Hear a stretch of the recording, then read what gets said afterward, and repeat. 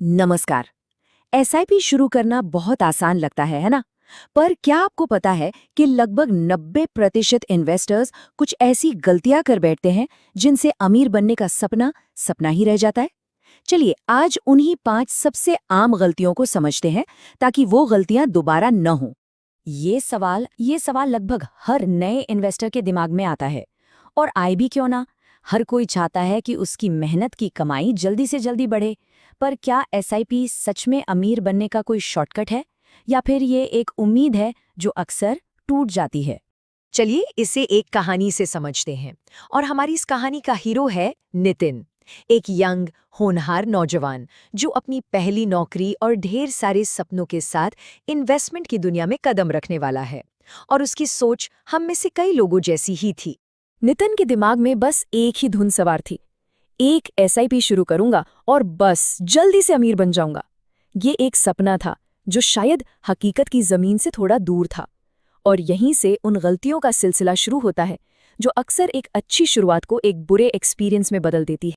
तो कहानी कुछ ऐसी है कि नितिन 27 साल का है, नई नई नौकरी लगी है और सैलरी है 30,000 रुपए महीना। हम में से बहुत लोगों की तरह उसने भी कुछ ऑनलाइन वीडियोस देखे और बस इन्वेस्ट करने का फैसला कर लिया। और यहीं पर होती है गलती नंबर 1, जो शायद सबसे कॉमन है। बिना किसी रिसर्च के, बिना किसी गोल के, बस किसी से सुना और इन्वेस्टमेंट शुरू कर दिया। ये तो वैसा ही हुआ जैसे आप सफर पर निकल पड़े, पर ये पता ही नहीं कि जाना कहाँ है। और फिर नतीजा क्या हुआ? जैसे ही मार्केट में थोड़ी सी भी गिरावट आई, नितिन का कॉन्फिडेंस हिल गया। उसे तुरंत लगा कि ये एक बहुत बुरा फैसला था। देखिए, बिना रिसर्च के लिए गए फैसले अक्सर ऐसे ही कमजोर होते हैं। तो फिर सही तरीका क्या है? बहुत सिंपल है। इन्वेस्ट करने से पहले खुद से बस 3 सवाल पूछने हैं। मेरा गोल क्या है? मुझे कितने टाइम के लिए इन्वेस्ट करना है? और मैं जो फंड चुन रहा हूँ वो मेरे गोल के लिए सही क्यों है? बस। बिना सोचे समझे इन्वेस्ट करने का नतीजा बहुत जल्द सामने आ गया। और यहीं से नितिन ने अपनी दूसरी गलती की, एक ऐसी गलती जो डर और घबराहट से पैदा होती है। हुआ ये कि सिर्फ तीसरे ही महीने में मार्केट नीचे चला गया। नितिन का पोर्टफोलियो लाल दिखने लगा और बस वो डर गया। और डर के मारे उसने फौरन अपनी एसआईपी रोक दी।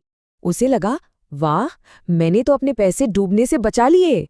पर सच तो ये है कि उसने अपने पैसे बचाने के चक्कर में सबसे बड़ी गलती कर दी। उसने कम दाम पर ज्यादा यूनिट्स खरीदने का वो सुनहरा मौका खो दिया जो भविष्य में उसे सबसे ज्यादा फायदा देता। इसे ना एक सेल की तरह समझिए। जब किसी दुकान पर सेल लगती है तो आप कम पैसों में ज्यादा सामान खरीदते हैं, है ना? बिल्कुल वैसे ही जब मार्केट गिरता है तो आपकी एसआईपी कम दाम पर ज्यादा यूनिट्स खरीदती है, और यही यूनिट्स मार्केट के उठने पर आपको जबरदस्त रिटर्न देती हैं। नितिन इस मौके से चूक गया। खैर, मार्केट तो वापस ऊपर आ गया, पर अब नितिन की एक और गलत मानसिकता सामने आई। वो थी अधीरता, मतलब इम्पेशेंस। ये वो गलती है जो गलत उम्मीदों से पैदा होती है। सिर्फ 6 महीने हुए थे और नितिन परेशान हो गया। उसका बस एक ही सवाल था, भाई मेरा रिटर्न इतना कम क्यों है? वो चाहता था कि रातों रात कुछ कमाल हो जाए, लेकिन एसआईपी कोई जादू की छड़ी नहीं है और ना ही कोई लॉटरी का टिकट। ये तो एक बीज की तरह है जिसे आप बोते हैं और फिर उसे बढ़ने में समय लगता है। तो एक बात गांठ बांध लेनी चाहिए कि एसआईपी का असली जादू लंबे समय में दिखता है। ये 10-15 साल के नजरिए, धैर्य और हाँ, कंपाउंडिंग की ताकत का खेल है। ये कोई 100 मीटर की दौड़ नहीं, बल्कि एक मैराथन है।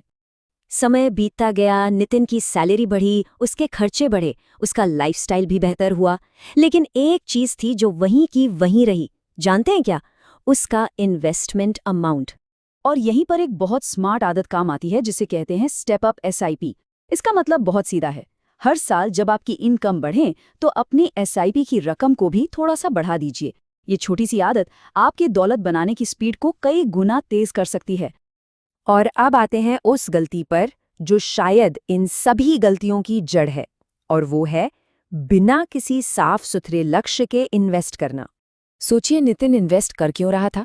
घर के लिए, रिटायरमेंट के लिए, या बस अमीर बनने के एक अधूरे सपने के लिए?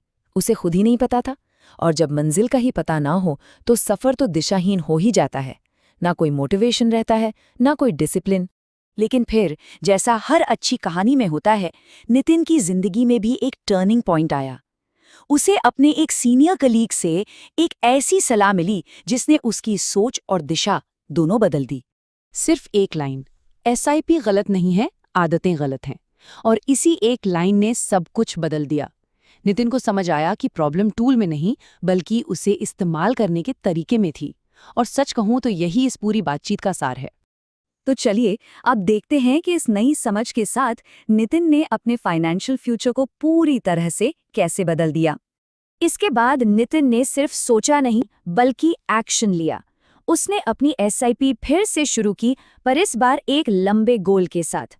उसने मार्केट के उतार चढ़ाव से डरना बंद कर दिया और सबसे जरूरी, हर साल अपनी एसआईपी बढ़ाने की आदत डाली। और नतीजा? अरे वाह, 5 साल बाद उसके पोर्टफोलियो में ग्रोथ साफ साफ दिखने लगी और उसका कॉन्फिडेंस वापस आ गया। और 10 साल बाद उसका छोटा सा इन्वेस्टमेंट एक वाकई मजबूत और बड़ा फंड बन चुका था। धैर्य का फल सच में बहुत मीठा होता है। आज जब नितिन पीछे मुड़कर देखता है तो बस यही सोचता है, काश मैंने ये सारी बातें शुरू से ही समझी होती। और देखिए, यही इस पूरी कहानी का सबक है। एसआईपी वाकई अमीर बना सकती है, लेकिन ये कोई शॉर्टकट नहीं है। ये एक डिसिप्लिन्ड जर्नी है और इसमें सफल होने के लिए बस इन आम गलतियों से बचने की जरूरत है।